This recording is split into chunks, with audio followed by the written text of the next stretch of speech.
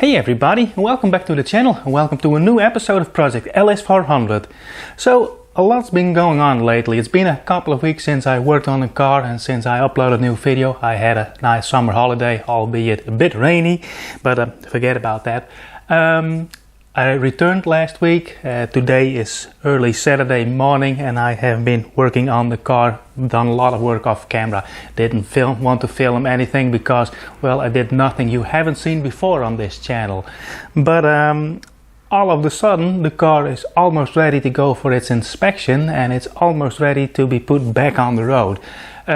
Also I have some updates. I've done some stuff I didn't film it, I wish I had filmed, but first let me get you up to speed.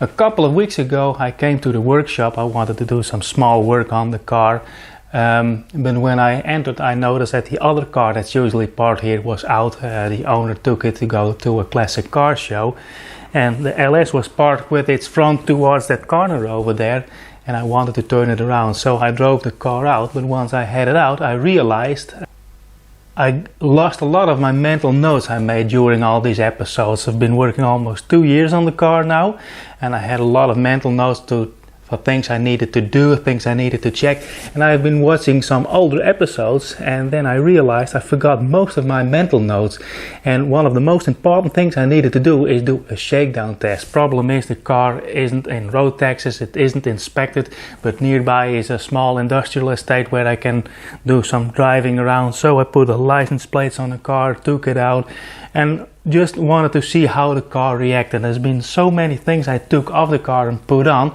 but the car has been stationary, so I haven't been able to test it. And all in all, the shakedown test went fairly well. I was especially aware of fluid leaks under the hood because the fuel system has been off, the power steering system, cooling, you name it, everything. So just under the hood there are a lot of things that could go wrong, but everything went well.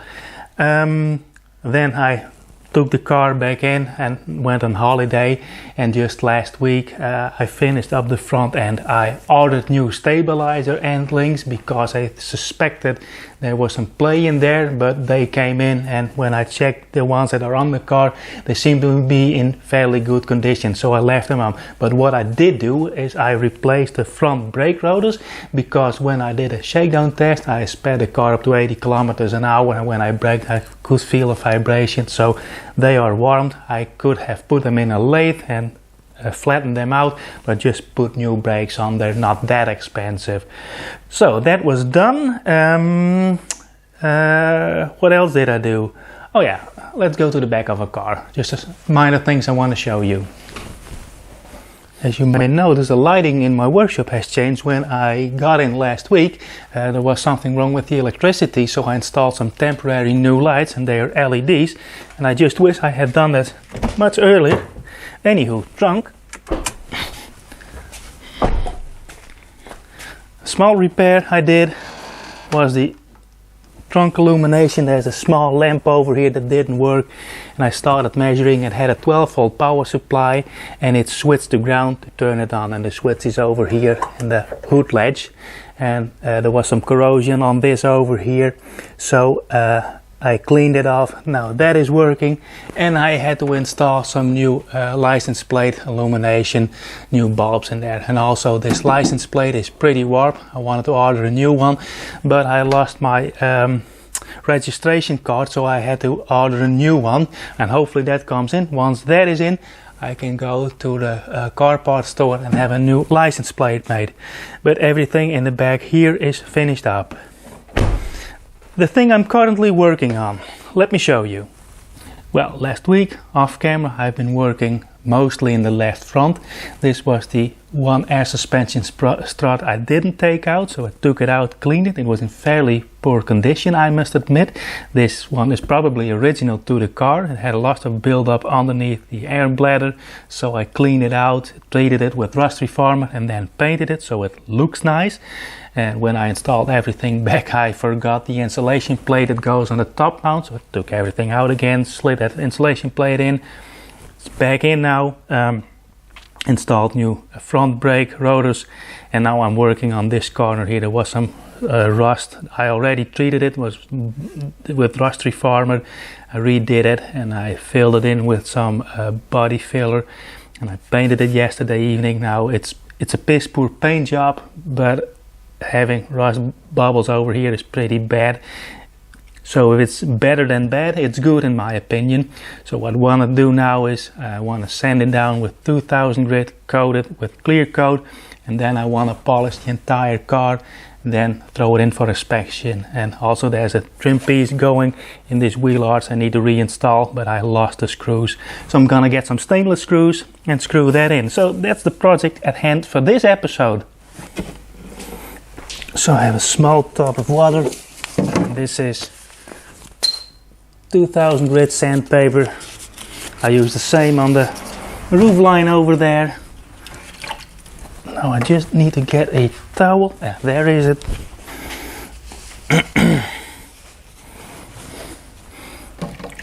Don't want to get my beautiful painted wheels dirty. It's very noisy when I sand it.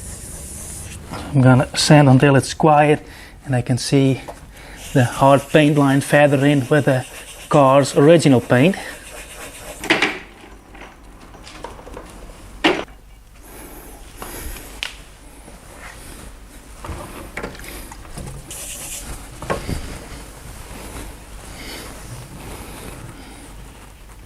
I can sand all I want, but it's the best I can get it. And like I said, the paint is in pretty poor condition, so I'm gonna clean it now with brake clean and then mask it off onto here. I don't want to have a hard line. Maybe I'll tape this repeater off in this lower section and then just blast a clear coat over it, and then it's a matter of letting the clear coat dry, getting the polisher out and polisher Project LS400 for a final time. Oh boy, my knees!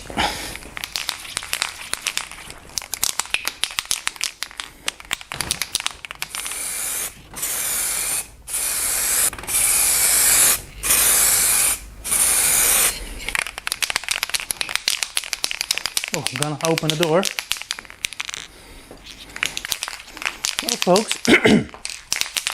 Well folks, the second layer is on for a couple of minutes now, say 20 minutes, and I'm gonna apply the third and final coat.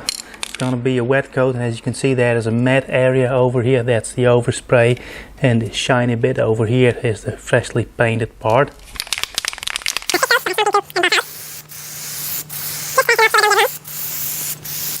That should do. Now I'm afraid I will be getting runs over here. That was a bit too slow, but I can buff it out with. If I have a run, I will get a 2000 grit and knock it down, and then go over with a polishing machine. So while this is drying, I'm going to get out to get the 4 screws for the liner over here.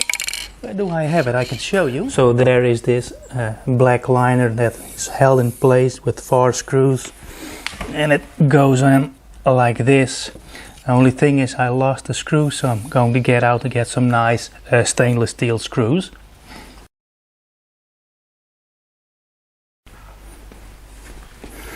Okay folks, it's still Saturday.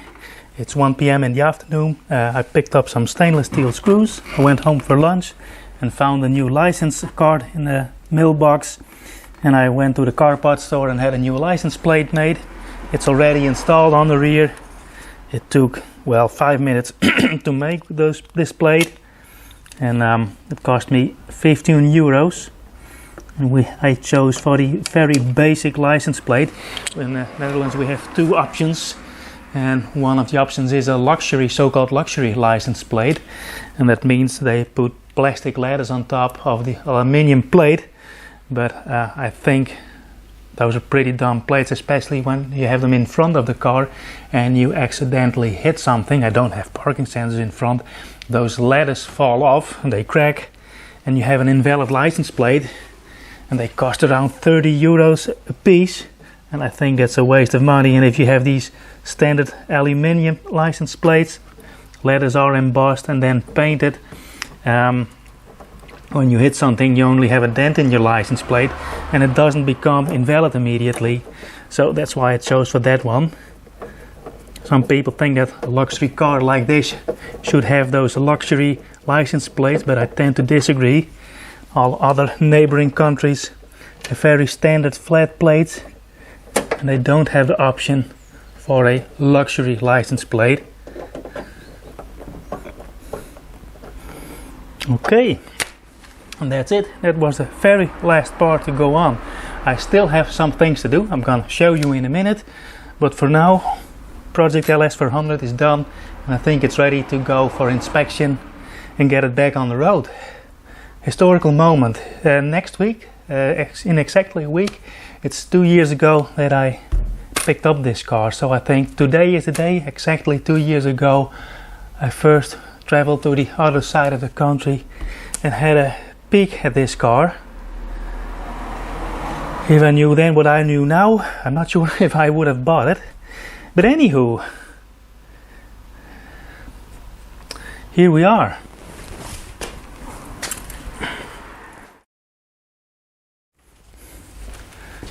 Now the window trim has been a bit of a problem issue for me, because this part keeps on moving back, and this is probably the original trim to the car, but they installed a new window and there should be clips underneath here, and I don't have them. I can't get hold of them, so I have to find a way to put it back, and I glued it in place with sealant and it works quite well, but I have to clean it up here and there a bit.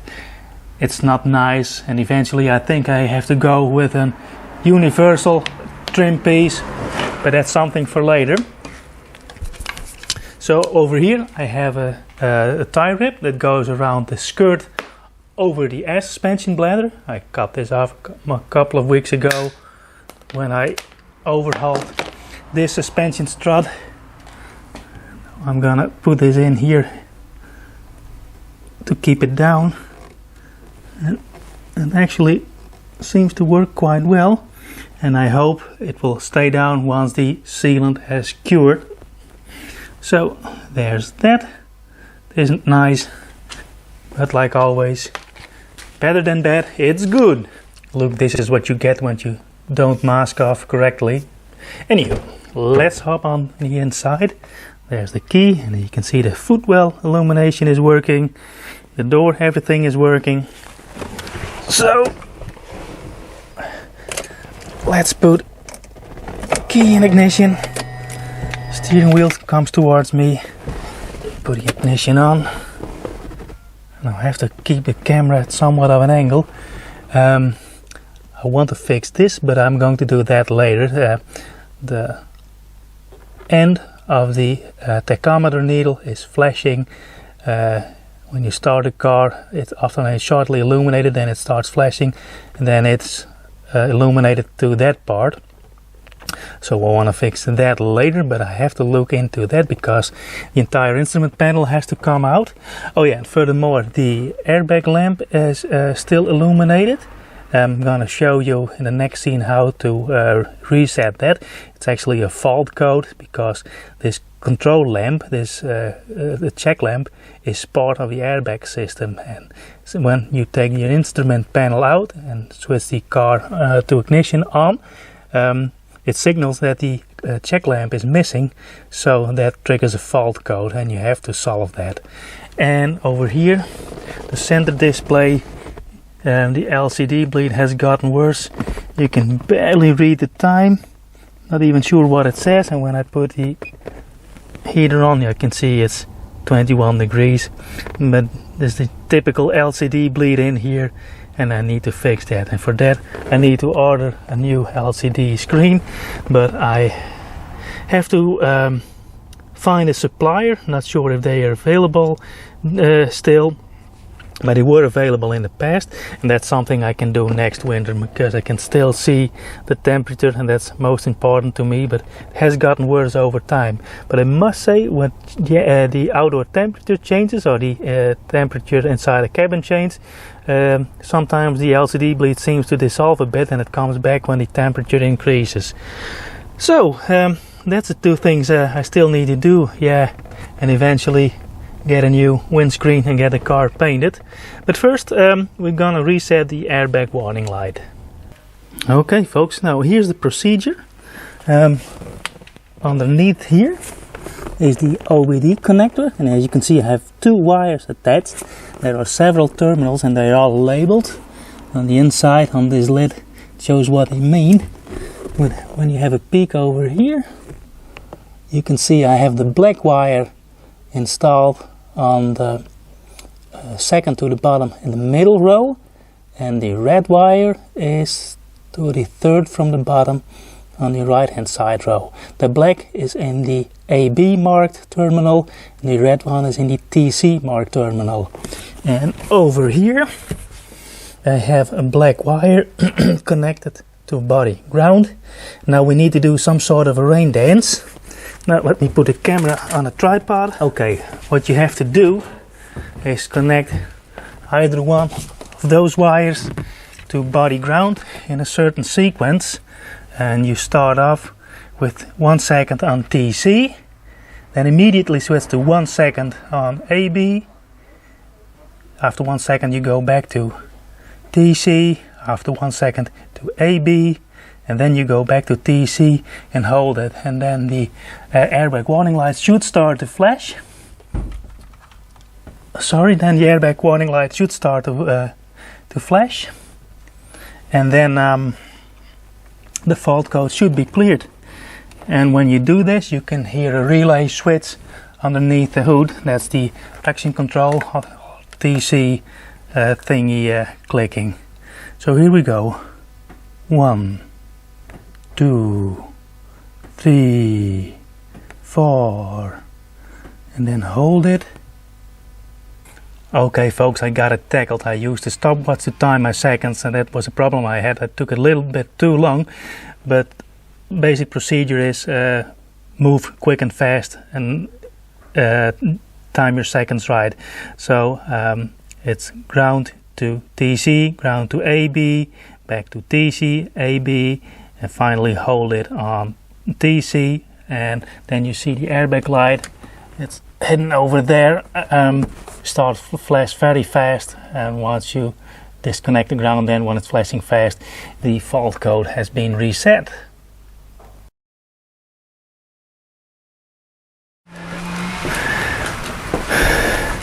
Okie dokie folks, I checked all fluid levels. It seems to be a bit low on coolant, and I have to keep an eye out on that. I'll wipe down over here a bit to see if it actually loses coolant, but I think we're good. Let's just top up the coolant.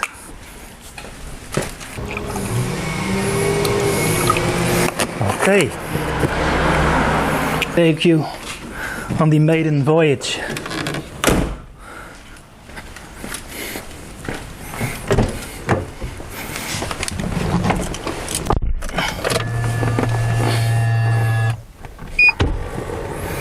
I love seat memories. Okie-do. There we are.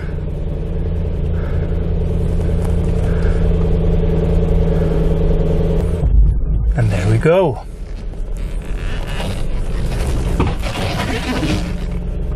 Oops, ran over something. Just act as if you didn't see it. And there we are.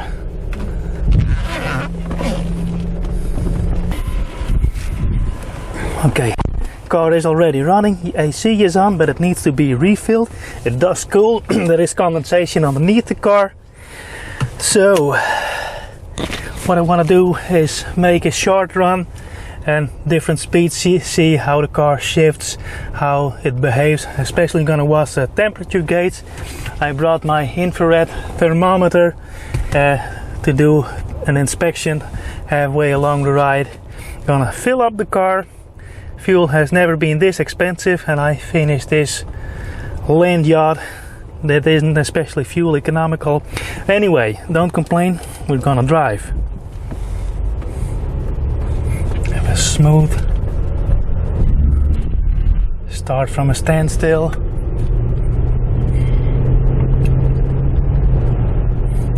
I heard some clunks in the suspension, but my friend's first gen LS had it. My first LS 400 had that. So here's a bump. There is somewhat of a clunk in there, and I always thought that's the suspension. But as you may know, everything is new except from the control arm, upper control arm on the left front. But I had it loose yesterday. I felt, yeah, it's not worn. To me, there is no play in there. And the car responds like I expected it. Coming to think of it, I had the intake off and the throttle valves and the traction control system and all. I put it back on, and I only adjusted it, well, a few months later, but I never had the ability to test it until now, but it seems it's good. I haven't tried the kick down. Can do that. There's the kick down. These are the throttle. From kick down, when it upshifts, it's a bit harsh, but that is natural to these cars. It's not really harsh, but you can feel it. There are no clunks and noises from the transmission. I like how the steering works. Initially, the first time I had a car out, there was a whine at a low engine speed when the engine was idling and you turn the steering wheel. You could feel a vibration and some humming from the power steering pump, but apparently that has solved itself. The system is now completely bled.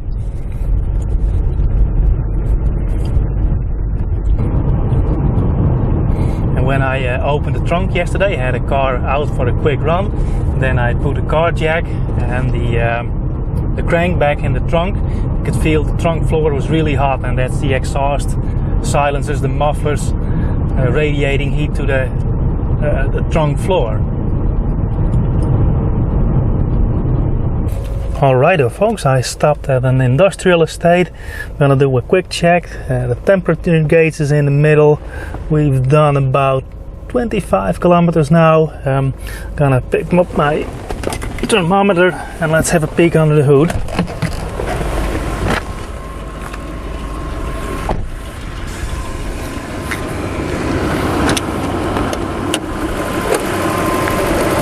So yeah, it's very noisy.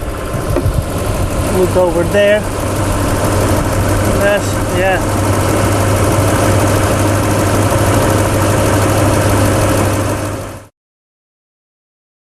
Alrighto, unleash the horsepowers. We're heading onto the highway. Kick down. Everything is in normal mode. Suspension, transmission. Running out to 4,500 RPM. And that's 100. Goes in lockup. Shifting is nice. Downshifts, upshifts, they are great.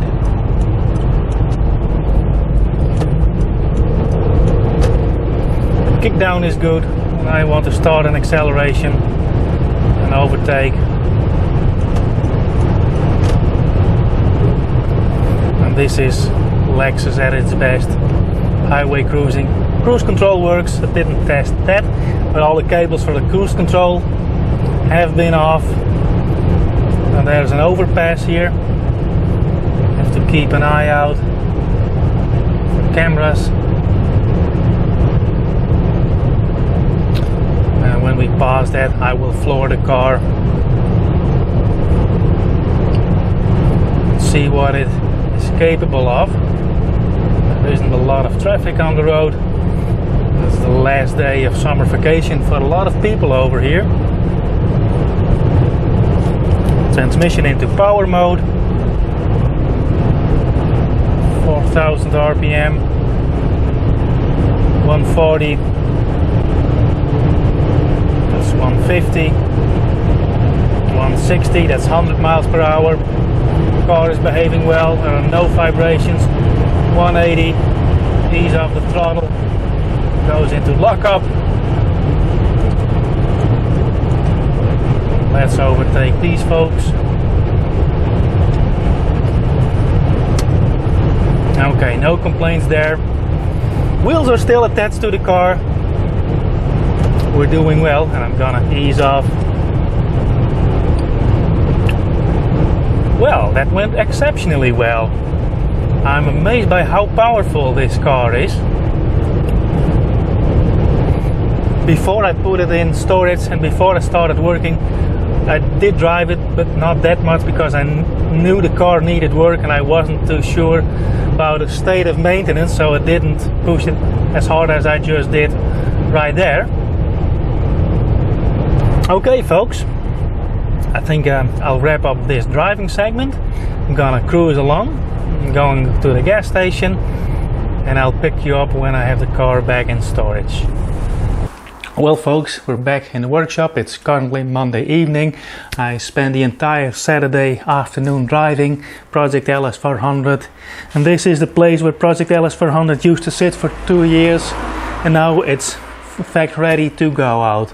In a week I have an appointment for the car's inspection, and in all honesty I'm blown away by how well the car drives. Like I said, I drove an entire Saturday evening, did all in all 250 kilometers, and I expected to find some faults and some flaws, but I haven't been able to find any.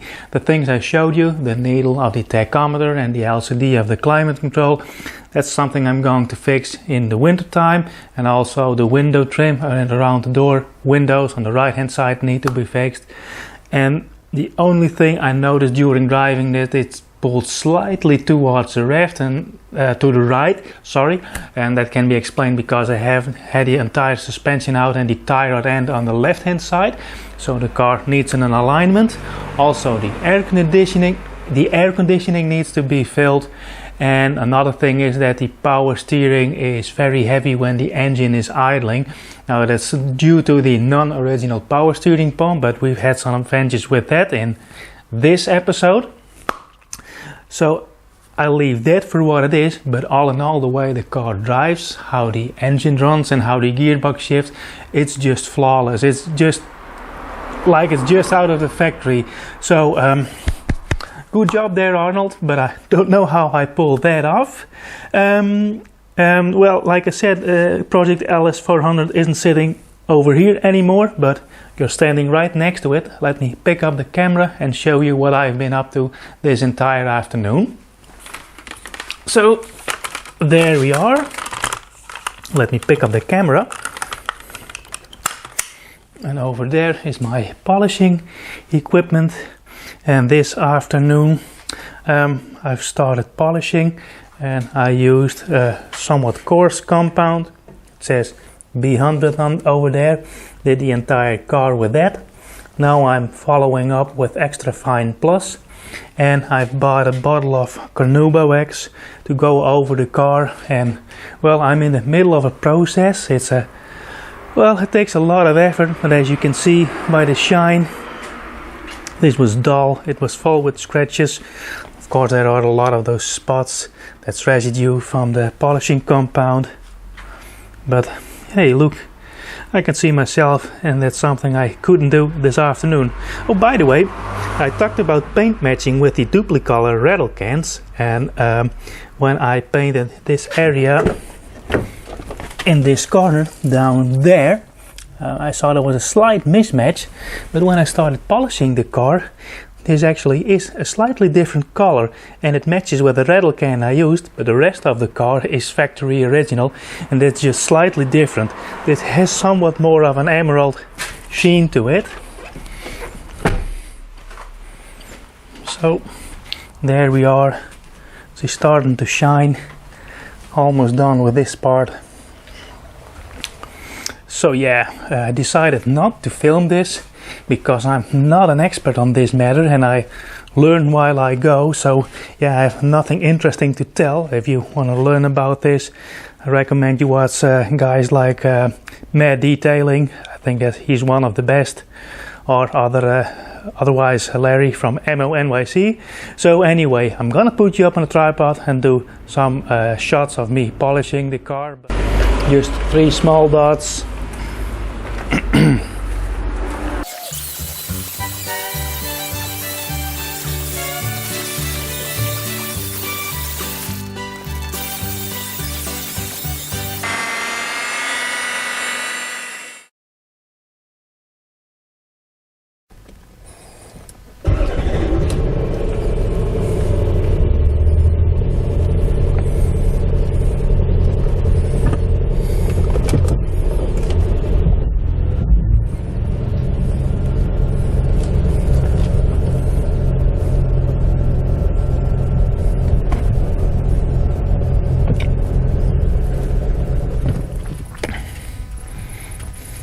Well folks, here we are.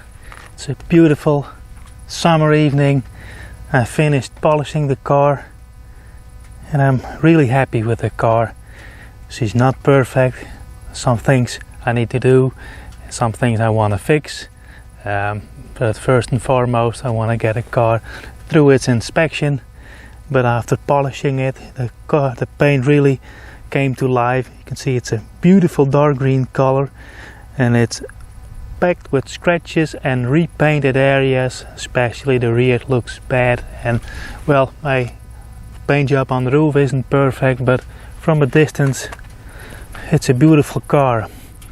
And 2 years ago, just 2 years ago, she was sitting in the dealership and the car she didn't sell was going straight to the scrapyard, and this car was bound to be sent to the scrapyard 1 or 2 weeks later. So yeah, I really came right in time, and now she's fixed and I'm happy. The car drives beautiful. Like I said in the previous scene, it drives better than any LS I've driven before, especially the way the gearbox shifts in this car, how the engine pulls. I think if I'll dyno it, I said it many times before, these cars will make way more than 250 horsepower, and I think this one will reach the 300 mark. Not sure if I'm going to do that, but just enjoy.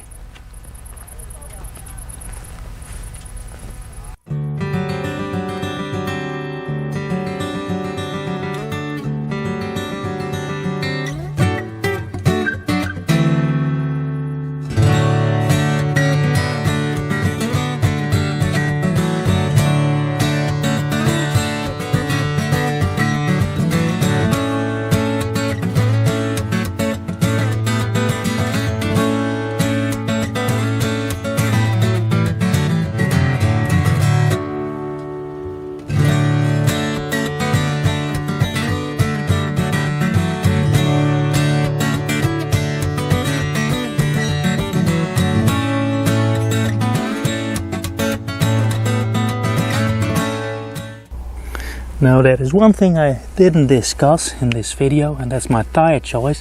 And I mentioned in earlier episodes I would come back to that, but I chose for Lexus tires.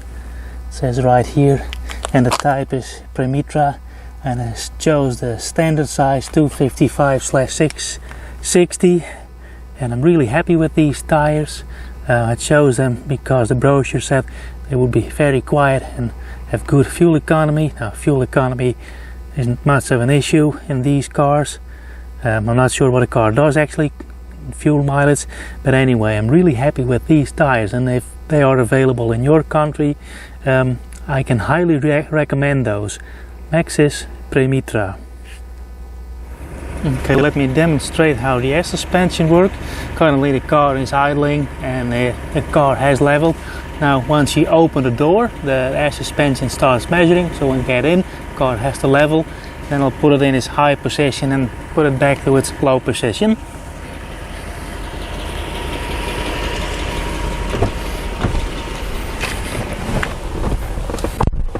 Switching to high position now.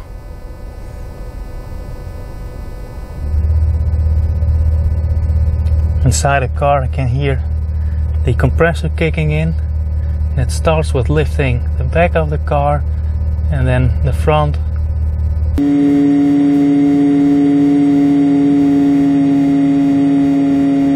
And that's the car in high position. It takes about 20 to 30 seconds depending on the load. And I'm going back to normal ride height.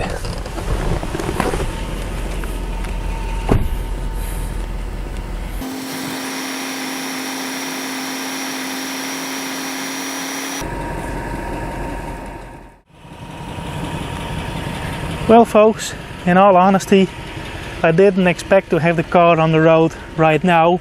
I was aiming for late September, early October, and then could drive it for a couple of weeks and put it in winter storage again. But here we are. She drives great. She looks not half bad. Looks better on camera than in real life, but I mentioned it often before. I will have the car repainted someday. But I would really like to thank Joe from Atlanta and Mike Barrett for your continued support. It was a real great motivator reading your comments and getting the support via Buy Me a Coffee. And also Joe, you offered to go look on scrapyards over there in Atlanta, in and around Atlanta. When I was working on the car, when I was polishing it, I found a lot of small things missing, and I want to ask you if you can go on a hunt for me, so expect an email anytime soon, Joe. And yeah, if anyone else would like to help support the channel, help this project, I've got a lot of new episodes coming, but that'll be later on this year, over the winter time, when I'm gonna finish off the small loose ends and bits and bobs. If you want to help out the channel, you can do so by buying me a coffee, and I'll leave the link down below in the description. For now, I'm a very happy little camper. I'm actually a little proud of myself that the car drives so well. Good job. I would like to thank you for watching, and I hope to see you on the next episode. Bye!